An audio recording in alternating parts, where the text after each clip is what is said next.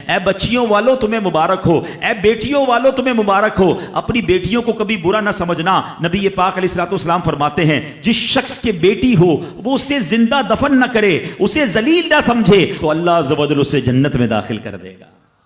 ایک اور جگہ نبی پاک فرماتے ہیں اللہ اکبر، یہ حدیث تو میں کہتا ہوں ختم ہے نا، اس کے بعد الفاظ ہی نہیں بچتے۔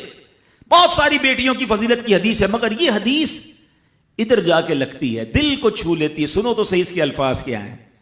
اللہ کے نبی فرماتے ہیں بیٹیوں کو برا مت کہو، میں بھی بیٹیوں والا ہوں۔ ہائے ہائے، ختم ہو گئی نا بات ہے۔ اللہ کے نبی نے صلی اللہ تعالی وسلم نے اپنی نسبت بیٹیوں کی طرف فرمایا میں بھی بیٹیوں والا ہوں۔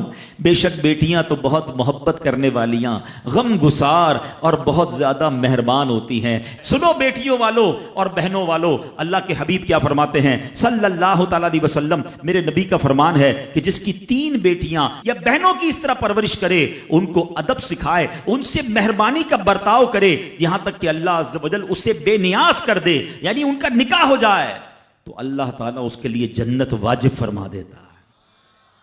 یہ ارشاد سن کر ایک صحابی کھڑے ہو گئے ہیں۔ صحابہ کے سوال بھی بڑے کمال کے ہوتے ہیں۔ یقین کرو ہمارے بہت سارے کام سیدھے جو ہے نا، ہمارے لیے بہت ساری آسانیاں صحابہ کے سوالات نے کر دی۔ اب ہو سکتا ہے یہاں میرا کوئی بھائی ایسا بیٹھا ہو جس کی 3 بیٹیاں نہ ہوں، وہ کہتا ہے میری تو 2 ہیں۔ صحابی نے سوال کیا حضور اگر کسی کی 2 ہوں تو اللہ، اور 2 لڑکیوں کی پرورش کرے تو ارشاد فرمایا اس کے لیے بھی یہی اجر و ثواب ہے۔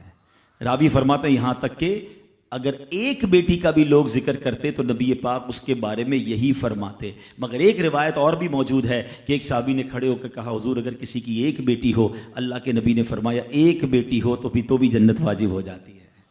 بیٹیوں پر شکایت، بیٹیوں پر منہ چڑھاتے ہو، بیٹیوں پر لڑائی کرتے ہو، اللہ اکبر، یہ تو جنت میں جانے کا ٹکٹ ہے۔ تو اپنی بیٹیوں سے پیار کریں۔ اور باپ جتنے بیٹھے نا، مجھے پتا ہے وہ میری بات کی تائید کریں گے، شاید پیدائش پہ منہ چڑھایا ہوگا کسی نے، لیکن آج بھی باپ سے زیادہ کلوز بیٹی ہی ہوتی ہے۔ پیار وہ باپ سے بیٹی ہی کرتی ہے، گھر جاؤ تو بیٹی باپ کا انتظار زیادہ کرتی ہے۔ اور اسلام عورتوں کے حقوق کی شاندار انداز سے بیان کرتا ہے۔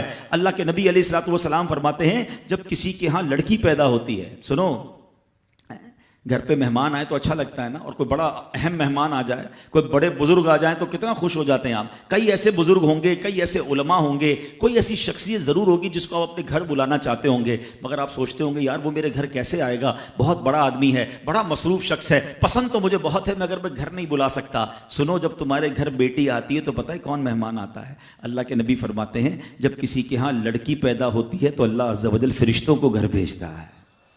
ہاں، آپ کے گھر فرشتے آتے ہیں اور کیا کہتے ہیں؟ فرشتے آ کر کہتے ہیں اے گھر والوں تم پر سلامتی ہو۔ پھر فرشتے اس بچی کو اپنے پروں کے سائے میں لیتے ہیں، اس کے سر پر ہاتھ پھیرتے ہوئے کہتے ہیں یہ کمزور سی جان ہے جو ایک کمزور جان سے پیدا ہوئی ہے، جو شخص اس کمزور جان کی پرورش کی ذمہ داری لے گا تو قیامت تک مدد خدا اس کے شامل حال رہے گی۔ تو اب کبھی بھی بیٹیوں پر زیادتی نہیں ہونے دینی۔ ہاں، بیٹیوں کی دعائیں لو، بیٹیوں کی خدمت کرو۔ اور میں نے خود دیکھا ہے، آپ نے بھی دیکھا ہوگا، میں نے دیکھا ہے، بلکہ میں نے ایک طرح سے انٹرویو لیا ہے ایک رشتہ دار کا کہ یار آپ کی 4 بیٹیاں ہیں، 3 بیٹیاں ہیں، کہتا ہے یار جب سے بیٹیاں آئی ہیں پتہ نہیں رزق کدھر سے آ رہا ہے۔ بیٹیاں تو کیا آئی ہیں، اللہ نے رحمت کے دروازے کھول دیے ہیں، کیونکہ اس نے منہ نہیں چڑھایا۔ کچھ ہوں گے ایسے بیٹیوں والے جن کا ہاتھ تنگ ہوگا، تو غور کرو جب بیٹی ہوئی تھی تو شکر کیا تھا یا شکوہ کیا تھا؟